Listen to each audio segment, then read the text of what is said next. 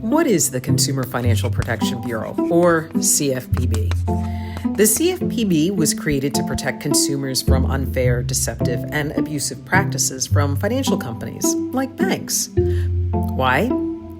Well, we can go back about 17 years. Think back to the financial crisis of 2008. It was caused in many respects by some big banks behaving badly.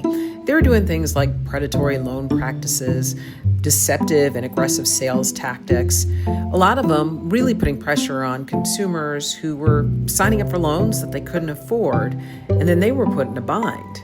All of this was happening with really lax regulations. Basically, no one was looking. The banks required government bailouts. That means the government gave them all this money to get back on their feet, really to help prevent the economy from collapsing.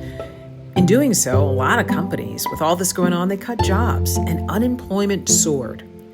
So the CFPB was formed as an independent agency to protect consumers from the financial sector.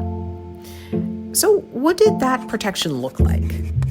In many respects, it put into place guardrails that helped the everyday consumer in everything from requiring transparency when someone wanted to get a loan out to buy a house. It prohibited excessive and hidden fees on credit cards. It worked on preventing discrimination when it came to getting a loan. And there was also student loan oversight, mainly making sure that banks weren't doing anything like aggressive, unfair debt collection. And it also set up some plans to provide relief for borrowers.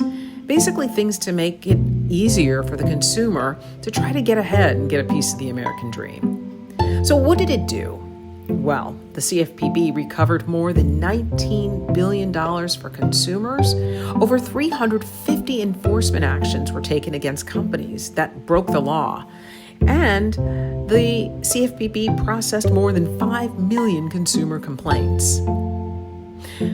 But in 2025, the CFPB was ordered to stop work.